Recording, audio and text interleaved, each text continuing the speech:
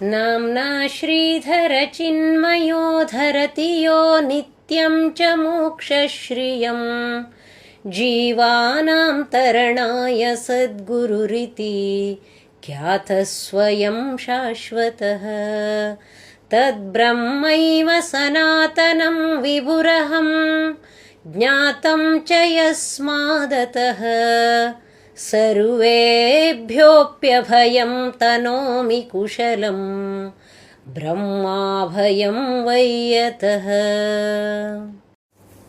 ಸ್ವಾನಂದದ ಗುರುಸ್ಮರಣೆಯೊಂದಿಗೆ ಎಲ್ಲರಿಗೂ ನಮಸ್ಕಾರ. ಬೀರೂರಿನಲ್ಲಿ 2 ತಿಂಗಳ ಚಾತುರ್ಮಾಸವನ್ನು ಮುಗಿಸುವ ಹೊತ್ತಿಗೆ ಶ್ರೀಧರ ಗುರುಗಳಿಗೆ ಸನ್ಯಾಸ ದೀಕ್ಷೆಯ ಹಂಬಲ ತೀವ್ರವಾಗುತ್ತೆ. ಶ್ರೀ ಸಮರ್ಥ ರಾಮದಾಸರು ತನ್ನ ಶಿಷ್ಯನ ಅಂತರಂಗವನ್ನರಿತು ಒಂದು ದಿವಸ ಶ್ರೀಧರರಿಗೆ ಸ್ವಪ್ನದಲ್ಲಿ ಕಾಣಿಸಿಕೊಂಡು ಅವರ ಈ ಸನ್ಯಾಸದ ಹಂಬಲಕ್ಕೆ ತನ್ನ ಒಪ್ಪಿಗೆಯ ಬೆಂಬಲವನ್ನು ಕೊಟ್ಟಿರ್ತಾರೆ. ಹಾಗಾಗಿ ಶ್ರೀಧರರು ಶೀಗೇಹಳ್ಳಿಗೆ ತಾನು ಬರುವ ವಿಜಯದಶಮಿಯಂದು ಶೀಗೇಹಳ್ಳಿ ಮಠದಲ್ಲಿ ಸನ್ಯಾಸ ದೀಕ್ಷೆ ತೆಗೆದುಕೊಳ್ಳೋದಾಗಿ ಪತ್ರವನ್ನು ಬರೆದು ತಿಳಿಸಿರ್ತಾರೆ. ಹಾಗೆ ಬೀರೂರಿನಿಂದ ಶೀಗೇಹಳ್ಳಿಗೆ ಮರಳುವ ಮೊದಲು ಶ್ರೀಧರ ಗುರುಗಳು ತನ್ನ ಪ್ರಿಯ ಶಿಷ್ಯ ಶ್ರೀ ಮಂಜುನಾಥಯ್ಯರ್ ಅವರ ಚಿಕ್ಕಮಗಳೂರಿನ 7 ನೀರು ಕಾನಿನ ಶ್ರೀಧರ ನಿವಾಸ ಎಂದು ಹೆಸರಿಟ್ಟ ಬಂಗ್ಲೆಗೆ ಹೋಗಿ ಅಲ್ಲಿ 8 ದಿವಸ ಉಳ್ಕೊಂಡು ಆಮೇಲೆ ಶೀಗೇಹಳ್ಳಿಗೆ ವಾಪಸ್ಸಾಗ್ತಾರೆ. ಗುರುಗಳ ಕಾಗದ ತಲುಪಿದ ಮರುಕ್ಷಣ ಈ ಕಡೆ ಶೀಗೇಹಳ್ಳಿಯಲ್ಲಿ ಈ ಪರಮ ಮಂಗಲ ವಾರ್ತೆ ವಾಯು ವೇಗದಿಂದ ಸುತ್ತಮುತ್ತಲೆಲ್ಲ ಹಬ್ಬಿಬಿಡ್ತು. ಅಲ್ಲಿನ ಮುಮುಕ್ಷುಗಳು, ಭಕ್ತರು, ಆ ಮಹಾಜನರ ಹೃದಯದಲ್ಲಿ ಈ ಪಾವನ ಪವಿತ್ರಕರ ಸಂಗತಿ ಪರಮಾನಂದದ ಲಹರಿಯನ್ನೇ ಬಡಿದೆಬ್ಬಿಸಿಬಿಡ್ತು. ಉತ್ಸಾಹಭರಿತರಾದ ಭಕ್ತರ ಸೇವಾ ವೈಖರಿಯಿಂದ ಮೊದಲೇ ದೈವಿ ಸಂಪತ್ತಿನ ಬೀಡಾಗಿದ್ದ ಈ ಶೀಗೇಹಳ್ಳಿ ಮಠ ಈಗ ಇನ್ನೂ ಪರಮೋತ್ಸಾಹದ ಮೇರೆ ಮೀರಿ ಅದ್ಭುತವಾಗಿ ಶೃಂಗಾರಗೊಂಡಿತ್ತು. ಗೋಮಯದಿಂದ ಶುದ್ಧೀಕರಣಗೊಂಡ ಸುತ್ತಲಿನ ಅಂಗಳವಂತೂ ಸಾಧಕರ ಪವಿತ್ರವಾದ ಮನೋಭೂಮಿಕೆಯ ಸಂಕೇತವೋ ಎಂಬಂತಿತ್ತು. ಸುತ್ತಮುತ್ತ ಎಷ್ಟೋ ದೂರದವರೆಗೆ ಸಿಂಗಾರಗೊಂಡ ತಳಿರು ತೋರಣಗಳೆಲ್ಲ ಶ್ರೀಧರರ ಬರವನ್ನು ಕಾಯ್ತಾ ಅವರ ಪಾರಮಾರ್ಥಿಕ ವಿಜಯವನ್ನು ಕೊಂಡಾಡ್ತಾ ಅವರನ್ನು ಪ್ರೇಮದಿಂದ ಸ್ವಾಗತ ಮಾಡ್ತಾ ಇತ್ತು. ಮಠದ ಸುತ್ತಮುತ್ತ ಅಲಂಕಾರ ಮಾಡಿದ್ದಂಥ ಆ ಬಣ್ಣ ಬಣ್ಣದ ಪತಾಕೆಗಳು ಈ ಸ್ವಾನಂದ ಭೋಗಿಯಾದ ಶ್ರೀಧರರು ಈ ವಿಜಯದಶಮಿಯ ಶುಭ ದಿನದಂದು ಸ್ವರಾಜ್ಯ ಸಿಂಹಾಸನಾರೂಢರಾಗುವರೆಂಬ ವಾರ್ತೆಯನ್ನು ಆನಂದದಿಂದ ಕುಣಿದಾಡಿ ಇಡೀ ಬ್ರಹ್ಮಾಂಡ ಮಂಡಲಕ್ಕೆ ಸಾರಿ ಹೇಳ್ತಾ ಇದ್ವೋ ಎಂಬಂತೆ ತೋರ್ತಾ ಇತ್ತು. ಅಲ್ಲಿ ಮೊಳಗ್ತಾ ಇದ್ದಂಥ ಮಂಗಳವಾದ್ಯಗಳು ಭಕ್ತಿ, ಜ್ಞಾನ, ವೈರಾಗ್ಯದ ತ್ರಿವೇಣಿ ಸಂಗಮವಾದ ಈ ಮಹಾಪುರುಷನ ಯಶೋಗಾನವನ್ನು ಇಡೀ ನಭೋಮಂಡಲಕ್ಕೆಲ್ಲ ಕೊರಳೆತ್ತಿ ಕೊಂಡಾಡಿ ಗಾನ ಮಾಡ್ತಿದ್ವು ಅನ್ನುವಂತಿತ್ತು. ಶ್ರೀಧರರು ಆಶ್ವೀಜ ಶುದ್ಧ ಚತುರ್ಥಿ ದಿವಸ ಶೀಗೇಹಳ್ಳಿ ಮಠಕ್ಕೆ ದಯಮಾಡಿಸಿದರು. ಅಪೂರ್ವವಾದಂಥ ಸಂಭ್ರಮದ ಸ್ವಾಗತ ಇಲ್ಲಿನ ಭಕ್ತರಿಂದ ಶ್ರೀಧರರಿಗೆ ದೊರಕುತ್ತೆ. ಅಷ್ಟೊತ್ತಿಗೆ ಅನೇಕಾನೇಕ ಭಕ್ತರುಗಳು ದೂರದ ಊರಿನಿಂದ ಈ ಸುದ್ದಿಯನ್ನು ಕೇಳಿ ಮಠಕ್ಕೆ ಬಂದು ಸೇರಿದ್ರು. ಓಣಿಕೈ ತಿಮ್ಮಣ್ಣ ದೀಕ್ಷಿತರು ಈ ಸನ್ಯಾಸದ ಎಲ್ಲ ವಿಧಿವಿಧಾನಗಳನ್ನು ಅತ್ಯುತ್ಸಾಹದಿಂದ ನಡೆಸ್ತಾ ಇದ್ರು. ವಿದ್ವಜ್ಜನರು, ಪಂಡಿತರು, ಕೀರ್ತನಕಾರರು, ಅನೇಕಾನೇಕ ಗೃಹಸ್ಥರು ಅಖಂಡವಾಗಿ ಈ ಗುರುಮುಖದಿಂದ ಸ್ಫುರಿಸಿ ಹರಿಯುವಂಥ ಜ್ಞಾನಗಂಗೆಯ ಆಸ್ವಾದನೆ ಮಾಡಲಿಕ್ಕಾಗಿ ಮಠದ ಒಳಗೂ ಹಾಗೂ ಹೊರಗೂ ತುಂಬಿಕೊಂಡಿದ್ರು. ಸನ್ಯಾಸ ಅನ್ನುವಂಥದ್ದು ವರ್ಣಾಶ್ರಮ ಧರ್ಮದ ಕಡೆಯ ಮಹತ್ತರ ಭೂಮಿಕೆ.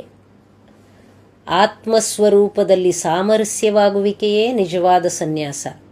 ಬ್ರಹ್ಮರೂಪವಾದ ಅನಂತ ಆನಂದದಲ್ಲಿ ವಿರಾಜಮಾನವಾಗಿ ವೈವಿಧ್ಯವಾಗಿರುವ ಈ ವಿಶ್ವವೆಲ್ಲವನ್ನು ಏಕರೂಪವಾಗಿ ಅನುಭವಿಸುವುದೇ ನಿಜವಾದ ಸನ್ಯಾಸ. ತಾನು ಬೇರೆ, ಜಗತ್ತು ಬೇರೆ ಎಂಬಂಥ ಎಲ್ಲ ಭಿನ್ನ ಭಾವನೆಗಳನ್ನು ಅಳಿದು ತನ್ನಲ್ಲಿ ತಾನಿರುವುದೇ ಸನ್ಯಾಸ. ಇಂಥ ಉಚ್ಚ ಭೂಮಿಕೆ ಸನ್ಯಾಸದ ಯಾವ ವೇಷಭೂಷಣಗಳಿಂದಲೂ ಬರುವಂಥದ್ದಲ್ಲ. ಯಾವ ವಿಧಿ ನಿಯಮಗಳಿಂದಲೂ ದೊರಕುವಂಥದ್ದಲ್ಲ. ಕೇವಲ ವಾಸನಾಕ್ಷಯವಾದಾಗಲೇ ಇದು ಮನುಷ್ಯನಿಗೆ ದೊರಕುವಂಥದ್ದು. ಮನುಷ್ಯ ಅನೇಕ ಜನ್ಮಗಳಲ್ಲಿ ಮಾಡಿದ ತೀವ್ರ ಸಾಧನೆಯಿಂದಲೂ ಸದ್ಗುರುವಿನ ಕೃಪೆಯಿಂದಲೂ ಈ ಸನ್ಯಾಸದ ಸ್ಥಿತಿ ದೊರಕುವಂಥದ್ದು. ಇಂತಹ ಮನೋಭೂಮಿಕೆ ಈ ಶ್ರೀಧರರಲ್ಲಿ ಹುಟ್ಟಿದಂದಿನಿಂದಲೇ ಬೆಳೆದು ಬಂದಿತ್ತು. ಹಾಗಾಗಿ ಸನ್ಯಾಸದ ವಿಧಿವಿಧಾನಗಳು ಕೇವಲ ಸಂಕೇತಕ್ಕಾಗಿಯೋ ಅನ್ನುವಂತೆ ಇತ್ತು ಅನ್ನೋದನ್ನು ನಾವಿಲ್ಲಿ ತಿಳ್ಕೋಬೇಕಾಗಿದೆ. ಈ 1942 ಇಸ್ವಿಯ ವಿಜಯದಶಮಿಯ ಉದಯ ಕಾಲದಲ್ಲಿ ಮೂಡಿಬಂದಂಥ ಎಳೆಯ ನೇಸರ ಕಿರಣಗಳು ತನ್ನ ಕೆಂಬಣ್ಣದ ಹೊಳೆವ ರಶ್ಮಿಗಳಿಂದ ಶೀಗೇಹಳ್ಳಿಯ ಸುತ್ತಮುತ್ತಲಿನ ಹಸಿರು ನೆಲ, ಜಲ, ವನಗಳಲ್ಲಿ ಬೆಳಗುತ್ತಾ ಇದು ಬರೀ ಬೆಳಗಲ್ಲೋ ಅಣ್ಣ ಅಂತ ಧ್ವನ್ಯರ್ಥವಾಗಿ ದಾರ್ಶನಿಕ ಕವಿ ಮೂಡಿಸಿದ ಬೆಳಕಿನ ಸಾಲಿನಂತಿತ್ತು. ಒಟ್ಟಿನಲ್ಲಿ ಅಲ್ಲಿನ ಭಕ್ತ ಕೋಟಿಯ ಹೃದಯವೆಲ್ಲ ಹಿಗ್ಗಿನಿಂದ ಅರಳಿ ಹೂವಾಗಿತ್ತು. ಅಲ್ಲಿನ ಜನರಿಗೆ ಶ್ರೀಧರರೆಂದರೆ ಕೇವಲ ಗುರುಗಳು ಮಾತ್ರವಲ್ಲ, ಅವರು ತಂದೆ, ತಾಯಿ, ಗೆಳೆಯ, ಸರ್ವ ಬಂಧುಗಳು, ಹೀಗೆ ಎಲ್ಲವೂ ಶ್ರೀಧರರೇ ಆಗಿದ್ರು. ಸಾಕ್ಷಾತ್ ಪರಮಾತ್ಮನೇ ಈ ಶ್ರೀಧರರಾಗಿ ಮೈದಳೆದು ತಮ್ಮೆದುರಿಗೆ ಓಡಾಡಿ ಒಡನಾಡುತ್ತಿದ್ದಷ್ಟು ಆತ್ಮಭಾವ ಅಲ್ಲಿನ ಭಕ್ತರಿಗಿತ್ತು. ತ್ವಮೇವ ಮಾತಾ ಚ ಪಿತಾ ತ್ವಮೇವ ಅಂತ ನಾವು ಸ್ತುತಿ ಮಾಡ್ತೀವಲ್ಲ, ಅಕ್ಷರಶಃ ಅದೇ ಭಾವ ಅಲ್ಲಿನ ಜನರಿಗೆ ಶ್ರೀಧರ ಗುರುಗಳಲ್ಲಿ ಇತ್ತು. ಹೀಗಾಗಿ ಈ ಶ್ರೀಧರ ಭಗವಾನ್ರ ಈ ಸನ್ಯಾಸ ದೀಕ್ಷೆಯ ಈ ವಿಜಯದಶಮಿಯ ಮಹಾದಿನ ಈ ಭಕ್ತರ ಪಾಲಿಗೆ ಆನಂದದ ಮಹಾಮಹೋತ್ಸವದ ವಿಜಯದ ದಿನವಾಗಿತ್ತು. 19/11/1942 ಸೋಮವಾರ. ಅದು ಶಾಲಿವಾಹನ ಶಕ ಚಿತ್ರಭಾನು ಸಂವತ್ಸರದ ಆಶ್ವೀಜ ಶುದ್ಧ ದಶಮಿಯಂದು ಈ ಸನ್ಯಾಸದ ಶುಭ ಮಹೋತ್ಸವ ಶೀಗೇಹಳ್ಳಿಯಲ್ಲಿ ನಡೆಯಿತು. ಬೆಳಗ್ಗೆ ವಿರಜಾ ಹೋಮಾದಿ ಸಕಲ ಕರ್ಮಗಳು ಕೂಡ ನೆರವೇರಿದವು. ಶ್ರೀಧರರು ಬ್ರಾಹ್ಮಣರ ವೇದಘೋಷ, ವಿವಿಧ ಮಂಗಳ ವಾದ್ಯಗಳ ಧ್ವನಿ, ಭಜನೆ ತಾಳಗಳ ಝಣತ್ಕಾರ, ಸುವಾಸನಿಯರ ಮಂಗಳ ಗೀತೆಗಳು ಇವುಗಳನ್ನೊಡಗೂಡಿ ಶಿವಾನಂದ ತೀರ್ಥದ ಕಡೆಗೆ ತೆರಳುತ್ತಾರೆ. ಆ ಸಂತೋಷದ ಸಮಯದಲ್ಲಿ ಶ್ರೀಧರ ಮಹಾರಾಜರು ಸರೋವರಕ್ಕೆ ಧುಮುಕಿ ಸನ್ಯಸ್ತಮ್ಮಯ ಅಂತ 3 ಸಾರಿ ಘೋಷಣೆ ಮಾಡ್ತಾರೆ. ಅನಂತರ ಶಿಖೆ, ಕೌಪೀನ, ಕಟಿಸೂತ್ರ, ಉಪವೀತ ಇವುಗಳನ್ನೆಲ್ಲ ಪರಿತ್ಯಾಗ ಮಾಡ್ತಾರೆ. ಈ ಶುಭ ಮುಹೂರ್ತದಲ್ಲಿ ಸಕಲ ಚರಾಚರಗಳಿಗೂ ನಾನು ಅಭಯದಾನ ಮಾಡ್ತೇನೆ ಅಂತ ಅರ್ಥ ಬರುವಂಥ 13 ಶ್ಲೋಕಗಳನ್ನು ಸ್ವಯಂ ಸ್ಫೂರ್ತಿಯಿಂದ ಆ ಸಂದರ್ಭದಲ್ಲಿ ಉದ್ಘೋಷಿಸ್ತಾರೆ. ತಮಗೆ ಪ್ರಿಯವಾದಂತಹ ಶ್ರೀರಾಮ ತ್ರಯೋದಶಾಕ್ಷರಿ ಮಂತ್ರದ 1 ಅಕ್ಷರಕ್ಕೆ 1 ಶ್ಲೋಕ ಅನ್ನುವಂತೆ 13 ಶ್ಲೋಕಗಳನ್ನು ಅಂತಃಸ್ಫುರಣೆಯಿಂದ ಅಲ್ಲೇ ರಚನೆ ಮಾಡಿಕೊಂಡು ಅಲ್ಲೇ ಅಭಯದಾನ ಮಾಡ್ತಾರೆ. ಈ 13 ಶ್ಲೋಕದ 4ನೇ ಪಾದದಲ್ಲಿ ಸರ್ವೇಭ್ಯೋಪ್ಯಭಯಂ ತನೋಮಿ ಕುಶಲಂ ಬ್ರಹ್ಮಾಭಯಂ ವಯ್ಯತಃ ಅಂತ ಬರುತ್ತೆ. ಅಂದರೆ ಸಕಲ ಜೀವರಾಶಿಗಳಿಗೂ ನಾನು ಅಭಯವನ್ನು, ಕುಶಲವನ್ನು ಬಿತ್ತರಿಸ್ತೇನೆ ಅಂತ ಆ ವಾಕ್ಯದ ಅರ್ಥ. ಅಂದರೆ ಈ ಚರಾಚರದ ಸಕಲ ಜೀವಿಗಳಿಗೂ ಬ್ರಹ್ಮನೇ ಆದಂಥ ನಾನು ಸರ್ವ ಅಭಯವನ್ನು, ಸರ್ವ ಕುಶಲವನ್ನು ಕೂಡ ಈ ಸಂದರ್ಭದಲ್ಲಿ ಬಿತ್ತರಿಸ್ತೇನೆ ಅಂತ ಈ ಸಾಲಿನ ಅರ್ಥ. ಇದೇ ಅಭಯದಾನದ 13 ಶ್ಲೋಕಗಳಲ್ಲಿ 1 ಶ್ಲೋಕ ಇವತ್ತಿನ ಸಂಚಿಕೆಯ ಪ್ರಾರಂಭದಲ್ಲಿರುವುದು ಹಾಗೂ ಇನ್ನೊಂದು ಶ್ಲೋಕ ಈ ಸಂಚಿಕೆಯ ಕೊನೆಯಲ್ಲೂ ಕೂಡ ಇರುವಂಥದ್ದು. ಈ ಸಂಚಿಕೆಯ ಪ್ರಾರಂಭದಲ್ಲಿ ಬಂದಿರುವಂಥ ಈ ಶ್ಲೋಕ ಶ್ರೀಧರ ಸ್ವಾಮಿಗಳ ನಾಮವನ್ನು ಹಾಗೂ ಮೋಕ್ಷಪ್ರದನಾದ ಶ್ರೀಹರಿಯ ನಾಮವನ್ನು ಒಟ್ಟರ್ಥದಲ್ಲಿ ಕೊಟ್ಟು ಶ್ಲೇಷಾಲಂಕಾರದಿಂದ ಬಣ್ಣಿಸುವಂತಹ ಒಂದು ಅತ್ಯದ್ಭುತವಾದಂಥ ಸ್ತುತಿ. ಹಾಗಾಗಿ ಇದರ ಸಂಕ್ಷೇಪ ಅರ್ಥವನ್ನು ನೋಡೋದಾದರೆ, ನಿತ್ಯವೂ ಮೋಕ್ಷಶ್ರೀಯನ್ನು ಧರಿಸಿರುವನಾದ್ದರಿಂದ ಯಾವ ಚಿನ್ಮಯ ತತ್ವವು, ಯಾವ ಜ್ಞಾನಸ್ವರೂಪಿ ಭಗವಂತನೇ ಶ್ರೀಧರ ಅನ್ನೋ ಹೆಸರುಳ್ಳವನಾದ್ನೋ ತಾನು ಆ ಶಾಶ್ವತ ತತ್ವವಾಗಿದ್ದು ಎಲ್ಲ ಜೀವಿಗಳ ಉದ್ಧಾರಕ್ಕಾಗಿ ಸದ್ಗುರು ಅನ್ನೋದಾಗಿ ವಿಖ್ಯಾತನಾಗಿರುವನೋ ಆ ಸನಾತನ ಪರಬ್ರಹ್ಮವೇ ನಾನು ಅಂತ ಅರಿತಿರೋದ್ರಿಂದ ಆ ಪೂರ್ಣ ಬ್ರಹ್ಮವೂ ಅಭಯವೂ ಆನಂದರೂಪವೂ ಆಗಿರುವ ಕಾರಣ ಎಲ್ಲ ಜೀವಿಗಳಿಗೂ ನಿರಾತಂಕವಾದ ಅಭಯವನ್ನು ನಿರತಿಶಯವಾದ ಕುಶಲವನ್ನು ನಾನು ಭಿತ್ತರಿಸುವೆನು ಅಂತ ಈ ಶ್ಲೋಕದ ಅರ್ಥ. ಈ ರೀತಿ ಈ ಅರ್ಥದಲ್ಲಿ ನಾವು ಗಮನಿಸಬಹುದು, ಪರಿಪೂರ್ಣ ಪರಮಾನಂದ ಪರಮಾತ್ಮನೇ ನಾನು ಅನ್ನೋ ಆತ್ಮಜ್ಞಾನದ ಸ್ವಯಂ ಸ್ಫೂರ್ತಿಯ ಪರಮ ಅಭಯವನ್ನು ಶ್ರೀಧರ ಭಗವಾನರಲ್ಲಿ ಕೊಡ್ತಾ ತಾನ್ಯಾರು ಅನ್ನೋದನ್ನು ಈಗ ಈ ಲೋಕಕ್ಕೆ ಸ್ಪಷ್ಟಪಡಿಸ್ತಾರೆ. ಮೋಕ್ಷವನ್ನು ನೀಡಲಿಕ್ಕೆ ಬಂದಂಥ ಶ್ರೀಹರಿಯೇ ಈಗ ಶ್ರೀಧರ ಅನ್ನುವಂಥ ಗುರು ರೂಪದಲ್ಲಿ ಇರುವವರು ಅನ್ನೋದನ್ನು ಲೋಕಕ್ಕೆ ಸ್ಪಷ್ಟ ಈ ಶ್ಲೋಕದಿಂದ ಅವರು ತಿಳಿಸಿರ್ತಾರೆ. ಈ ವಿಜಯದಶಮಿಯ ಇನ್ನೊಂದು ವಿಶೇಷ ಶೀಗೆಹಳ್ಳಿಯಲ್ಲಿ ಅಂತಂದರೆ, ಭೈರಿ ಮನೆತನದ ನಾರಾಯಣಪ್ಪ ಅನ್ನುವಂಥ ಗೃಹಸ್ಥರು ವೈರಾಗ್ಯದಿಂದ ಶೀಗೇಹಳ್ಳಿ ಮಠದಲ್ಲಿ ನೆಲೆಸಿ ತನ್ನ ಕೈಲಾದ ಸೇವೆಯನ್ನು ಮಾಡಿಕೊಂಡಿರ್ತಾರೆ. ಇವರಿಗೂ ಕೂಡ ಸನ್ಯಾಸಾಶ್ರಮದ ಇಚ್ಛೆಯುಂಟಾಗಿ ಮತ್ತೆ ಮತ್ತೆ ಈ ವಿಷಯವನ್ನು ಶ್ರೀಧರ ಗುರುಗಳಲ್ಲಿ ಪ್ರಸ್ತಾಪ ಮಾಡ್ತಾ ಇರ್ತಾರೆ. ಹಾಗಾಗಿ ಶ್ರೀಧರ ಗುರುಗಳ ಜೊತೆಗೆ ಇವರಿಗೂ ಕೂಡ ತುರ್ಯಾಶ್ರಮದ ಸ್ವೀಕಾರ ಅಂದೇ ಶೀಗೇಹಳ್ಳಿ ಮಠದಲ್ಲಿ ಆಯಿತು. ಇವರಿಗೆ ಪಂಚಲಿಂಗ ಕ್ಷೇತ್ರದಲ್ಲಿದ್ದ ಶ್ರೀ ಸಚ್ಚಿದಾನಂದ ಸರಸ್ವತಿ ಸ್ವಾಮಿಗಳಿಂದ ದಂಡಗ್ರಹಣವಾಗಿ ಶ್ರೀ ಕೇವಲಾನಂದ ಸರಸ್ವತಿ ಅನ್ನುವಂಥ ಅಭಿದಾನ ಪ್ರಾಪ್ತವಾಗುತ್ತೆ. ಇವರಿಗೂ ಕೂಡ ಶ್ರೀಧರ ಗುರುಗಳ ಮೇಲೆ ತುಂಬ ಶ್ರದ್ಧೆ ಇತ್ತು. ಹೀಗಾಗಿ ಒಂದೇ ದಿನ 2 ಸನ್ಯಾಸ ದೀಕ್ಷೆಯಾಯಿತು ಈ ಶೀಗೇಹಳ್ಳಿ ಮಠದಲ್ಲಿ. ಪೌರೋಹಿತ್ಯದ ಕಾರ್ಯವನ್ನೆಲ್ಲ ಈ ಓಣಿಕೈ ತಿಮ್ಮಣ್ಣ ದೀಕ್ಷಿತರೇ ಬಹಳ ಹರ್ಷವಾಗಿ ಮಾಡ್ತಾಯಿದ್ರು. ಇದರ ಅಂಗವಾಗಿ 2 ದಿವಸಗಳಿಂದ ಶೀಗೇಹಳ್ಳಿ ಮಠದಲ್ಲಿ ಕಾರ್ಯಕ್ರಮ ನಡೀತಾ ಇತ್ತು. 3ನೇ ದಿವಸ ವಿಜಯದಶಮಿ. ಎಲ್ಲ ಕಾರ್ಯಕ್ರಮವೂ ಕೂಡ ಅಂದು ತುಂಬ ಆನಂದವಾಗಿ ಜರುಗುತ್ತೆ. ಸಾವಿರಾರು ಜನರು ಆ ದಿನ ಮಠದಲ್ಲಿ ಸೇರಿರ್ತಾರೆ. ಎಲ್ಲ ಕಡೆಯೂ ತುಂಬ ಸಂಭ್ರಮದ ಹಾಗೂ ತೃಪ್ತಿಯ ವಾತಾವರಣ ತೋರ್ತಾ ಇರುತ್ತೆ. ಎಲ್ಲರಿಗೂ ಅತಿಶಯವಾದ ಆನಂದವಾಗಿರುತ್ತೆ.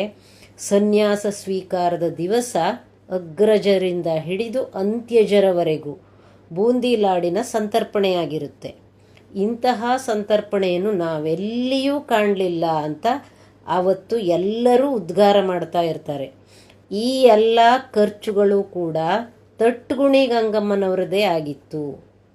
ತನ್ನ ಎಲ್ಲ ಸ್ಥಿರ ಚರ ಆಸ್ತಿಗಳನ್ನು ಮಾರಿ ಬಂದ ದುಡ್ಡನ್ನು ಶ್ರೀ ಗುರುಪಾದಕ್ಕೇ ಅರ್ಪಣೆ ಮಾಡ್ತೇನೆ ಅಂತ ಈ ಗಂಗಮ್ಮ ಬಂದಾಗ ಶ್ರೀಧರ ಗುರುಗಳು ಅದನ್ನು ಅವರ ಹತ್ತಿರವೇ ಕೊಟ್ಟು ಇದನ್ನು ಆಪದ್ಧನ ಅಂತ ಇಟ್ಕೋ, ಯಾವಾಗಾದರೂ ಸಂದರ್ಭ ಬಂದಾಗ ನೀನು ಸೇವೆಯನ್ನು ಮಾಡಬಹುದು ಅಂತ ಹೇಳಿರ್ತಾರೆ.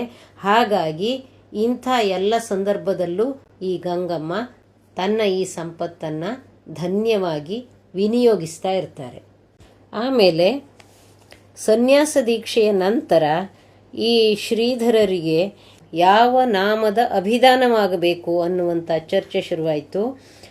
ಸಜ್ಜನಗಡದಲ್ಲಿರುವಾಗ ಶ್ರೀ ಸಮರ್ಥ ರಾಮದಾಸರಿಂದ ಭಗವಾನ್ ಅನ್ನುವಂತಹ ಹೆಸರು ಬಂದಂಥ ಸಂಗತಿ ಕೆಲವಷ್ಟು ವಿದ್ವಾಂಸರಿಗೆ ಗೊತ್ತಿತ್ತು. ಅದನ್ನು ಸೇರಿಸಿ ಶ್ರೀಧರ ಸ್ವಾಮಿ ಅಂತ ಶ್ರೀಧರರ ಒಪ್ಪಿಗೆಯ ಮೂಲಕವೇ ಆ ನಾಮದ ಅಭಿದಾನವಾಗುತ್ತೆ. ಹಾಗಾಗಿ ಅಲ್ಲಿ ನೆರೆದ ಜನರೆಲ್ಲರೂ ಕೂಡ ಶ್ರೀಮತ್ ಪರಮಹಂಸ ಪರಿವ್ರಾಜಕಾಚಾರ್ಯವರ್ಯ ಭಗವಾನ್ ಸದ್ಗುರು ಶ್ರೀಧರ ಸ್ವಾಮಿ ಮಹಾರಾಜ್ ಕಿ ಜೈ ಅಂತ ಜಯಘೋಷವನ್ನು ಉದ್ಘೋಷಿಸ್ತಾರೆ. ಇನ್ನು ದಂಡಗ್ರಹಣದ ವಿಷಯ ಬಂದಾಗ ಸನ್ಯಾಸಿಗೆ ಜ್ಞಾನವೇ ನಿಜವಾದ ದಂಡ. ಅದು ಸ್ವಯಂ ಪ್ರಾಪ್ತವಾಗಿರುವಂತಹ ಈ ಶ್ರೀಧರ ಸ್ವಾಮಿಗಳಿಗೆ ಬೇರೆ ದಂಡ ಬೇಕೇ ಆಗಿರಲಿಲ್ಲ. ಶೀಗೇಹಳ್ಳಿ ಪರಮಾನಂದ ಮಠದಲ್ಲಿ ಸಂಪನ್ನವಾದಂಥ ಈ ಆನಂದದ ದಿವ್ಯ ಮಹಾಕ್ಷಣವನ್ನು ಅಂದೇ ಭವಿಷ್ಯ ನುಡಿದು ಅರ್ಧ ಸನ್ಯಾಸವನ್ನು ಆಗಲೇ ಕೊಟ್ಟಿದ್ದಂಥ ಶ್ರೀ ಶಿವಾನಂದ ಗುರುಗಳ ವರಾಭಯ ಕರಗಳೆರಡು ಈಗ ಸಂತೃಪ್ತ ಭಕ್ತಿಯಿಂದ ತನ್ನ ಪ್ರೀತಿಯ ಶಿಷ್ಯನಿಗೆ ಆಶೀರ್ವಾದ ಪೂರ್ವಕವಾಗಿ ಮೇಲೆತ್ತಿದ್ದಿರಬೇಕು. ಈ ಧರ್ಮೋದ್ಧಾರದ ಈ ಮಹಾಮೂರ್ತಿಯ ಮಹೋದ್ದೇಶಕ್ಕೆ, ಇವರ ಲೋಕಾನುಗ್ರಹದ ಕಾರ್ಯಕ್ಕೆ ಇನ್ನೂ ಚೈತನ್ಯವನ್ನಿತ್ತು ಆ ಶಿವಾನಂದ ಗುರುಗಳು ಚೈತನ್ಯ ಸ್ವರೂಪಿಗಳಾಗಿಯೇ ಶ್ರೀಧರ ಸ್ವಾಮಿಗಳಿಗೆ ಅನುಗ್ರಹಿಸಿದರು ಅಂತಲೇ ಇಲ್ಲಿ ಅಂತರ್ಯದಲ್ಲಿ ಭಾಸವಾಗುತ್ತೆ. ಇನ್ನು ಈ ಸಂದರ್ಭದಲ್ಲಿ ಈ ಸನ್ಯಾಸದ ವಿಧಿವಿಧಾನಗಳನ್ನು ಸಹರ್ಷದಿಂದ ನಡೆಸಿಕೊಟ್ಟಂಥ ಬ್ರಹ್ಮಶ್ರೀ ತಿಮ್ಮಣ್ಣ ದೀಕ್ಷಿತರು ಓಣಿಕೈ ಇವರು ದೊಡ್ಡ ಜ್ಯೋತಿಷ್ಯ ತಜ್ಞರು, ಅನೇಕ ಯಜ್ಞ ಯಾಗಗಳನ್ನು ನಡೆಸಿದಂಥವರು, ವಿದ್ವಾಂಸರು, ಜೊತೆಗೆ ಎಲ್ಲಕ್ಕಿಂತ ಮುಖ್ಯವಾಗಿ ಅಧ್ಯಾತ್ಮದ ಆಳಕ್ಕಿಳಿದಂತಹ ಸಾಧಕರು, ವಿರಾಗಿಗಳು ಆಗಿದ್ದರು. ಮೂಲತಃ ಶೀಗೇಹಳ್ಳಿ ಶಿವಾನಂದ ಸರಸ್ವತಿಗಳ ಶಿಷ್ಯರಾಗಿದ್ದ ಇವರು ಶಿವಾನಂದರಿಗೂ ಅವರ ಶಿಷ್ಯ ಶಂಕರಾನಂದರಿಗೂ ಸನ್ಯಾಸದ ವಿಧಿಗಳನ್ನು ಈ ಮೊದಲೇ ನಡೆಸಿಕೊಟ್ಟಂತಹ ಪೌರೋಹಿತರು ಹೌದು. ಪ್ರಸ್ತುತ ಸಂದರ್ಭದಲ್ಲಿ ಶ್ರೀ ಶ್ರೀಧರ ಸ್ವಾಮಿಗಳಿಗೂ ಶ್ರೀ ಕೇವಲಾನಂದರಿಗೂ ಸನ್ಯಾಸ ದೀಕ್ಷೆಯ ವಿಧಿಯನ್ನು ಆನಂದದಿಂದ ಜರುಗಿಸಿ ಒಟ್ಟು ಅವರ ಜೀವನಾವಧಿಯಲ್ಲಿ 5 ಜನ ಸಾಧುಗಳಿಗೆ ಸನ್ಯಾಸ ದೀಕ್ಷೆಯ ವಿಧಿಯನ್ನು ನೆರವೇರಿಸಿದಂಥವರು. ಕೊನೆಗೆ ಇವರೂ ಸನ್ಯಾಸಿಗಳಾಗಿ ಮುಂದೆ ಮಹಾರಾಷ್ಟ್ರದ ಔದುಂಬರದಲ್ಲಿ ನೆಲೆಸಿ ತನ್ನ ತಪೋ ಸಾಧನೆಯನ್ನು ಮುಂದುವರಿಸಿದಂತಹ ಗುರುವರಿಯರು. ಮತ್ತೆ ಮುಂದಿನ ಗುರು ಸಂಚಿಕೆಯಲ್ಲಿ ಮುಂದಿನ ವಿಷಯವನ್ನು ತಿಳಿಯೋಣ. ನಮಸ್ಕಾರ. ಆನಂದೋದ್ವಯ ಏಕ ಏವ ಸತತಂ ಜ್ಞಾನೈಕಮಾತ್ರೋಸ್ಮ್ಯಹಂ ಕಾರ್ಯಂ ನಾಪಿ ಚ ಕಾರಣಂ ಕಿಮಪಿ ವಾ ಬ್ರಹ್ಮಾಂಡಪಿಂಡಾವಪಿ ತದ್ಬ್ರಹ್ಮೈವ ಸನಾತನಂ ವಿಭುರಹಂ ಜ್ಞಾತಂ ಚ ಯಸ್ಮಾದತಃ ಸರ್ವೇಭ್ಯೋಪ್ಯಭಯಂ ತನೋಮಿ ಕುಶಲಂ ಬ್ರಹ್ಮಾಭಯಂ ವೈಯತಃ ಬ್ರಹ್ಮಾಭಯಂ ವೈಯತಃ ಬ್ರಹ್ಮಾಭಯಂ ವೈಯತಃ.